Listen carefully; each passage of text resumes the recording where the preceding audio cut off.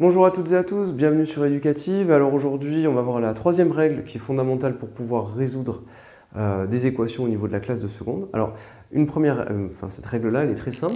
C'est que quand vous avez une équation de ce style-là, par exemple 2x plus 27 égale moins 5x plus 2, par exemple, eh bien, la règle fondamentale pour résoudre les équations, c'est que vous devez vous débrouiller absolument pour que tous les termes en x, 2x moins 5x, se retrouvent dans le membre de gauche et que toutes les constantes se retrouvent dans le membre de droite. Alors, comme je vous l'ai déjà expliqué, en réalité, ce ne sont pas les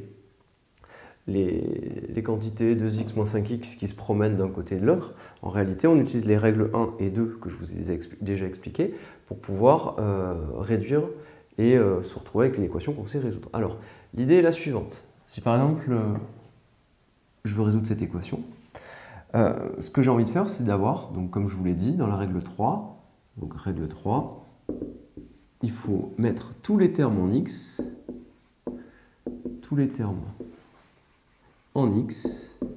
alors, entre guillemets, dans le membre de gauche. Dans le membre de gauche.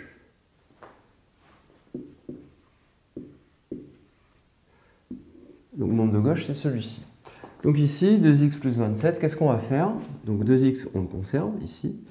Là, on a le plus 27. Là, on a moins 5x plus 2. Alors l'idée, c'est de prendre un stylo rouge, par exemple, et de se dire, je veux tous les termes en x dans le membre de gauche. Alors ici, moins 5x est en x, c'est dans le terme de droite, dans le membre de droite, pardon. Donc ce que je vais faire, c'est que je vais rajouter plus 5x d'un côté, plus 5x de l'autre. Comme ça, moins 5x plus 5x, ça fait 0. En même temps, ce 27 qui est là, toutes les constantes, il faut que ce soit dans le membre de droite. Donc ce que je vais faire, c'est que je vais soustraire 27 d'un côté et soustraire 27 de l'autre. Ça, c'était ce qu'on avait vu dans les règles 1 et 2.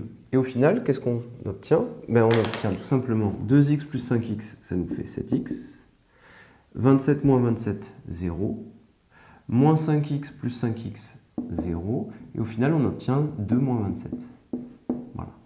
Alors, au final, ce qu'on aurait pu faire, c'est qu'on aurait pu ne pas écrire cette étape-là, parce qu'après, on ne l'écrit plus, et se dire 27 passe de l'autre côté, devient moins 27, moins 5x passe de l'autre côté, devient plus 5x, 5x plus 2x, 7x. Mais ce n'est pas mathématique, c'est juste une vision, si vous voulez.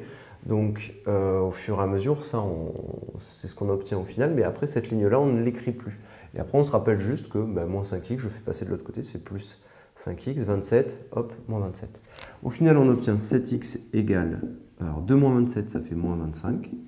Et là, vous vous rappelez ce qu'on avait déjà vu, il suffit de faire quoi? Vous avez 7 qui est ici, cette quantité-là qui est ici, eh bien, il suffit tout simplement de diviser les deux membres de l'égalité par une même quantité. Ça, on a le droit de le faire.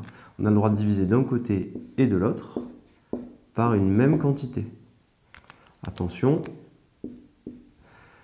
du coup, je pourrais simplifier par 7 et j'obtiens le résultat qui est x égale moins 25 sur 7. Voilà, tout simplement. Donc rappelez-vous de cette règle 3 qui consiste, quand vous voulez résoudre une équation, il faut mettre tous les termes en x dans le membre de gauche et toutes les constantes dans le membre de droite, de manière à avoir quelque chose du style 7x égale une constante, et après vous pouvez résoudre. Voilà, c'était la troisième vidéo sur les 3 règles fondamentales pour savoir résoudre des équations au niveau de la classe de seconde. On va en faire plein d'autres. L'objectif, c'est qu'au niveau de la classe de seconde, vous sachiez résoudre toutes les équations. Je vous remercie et à très bientôt sur Éducative.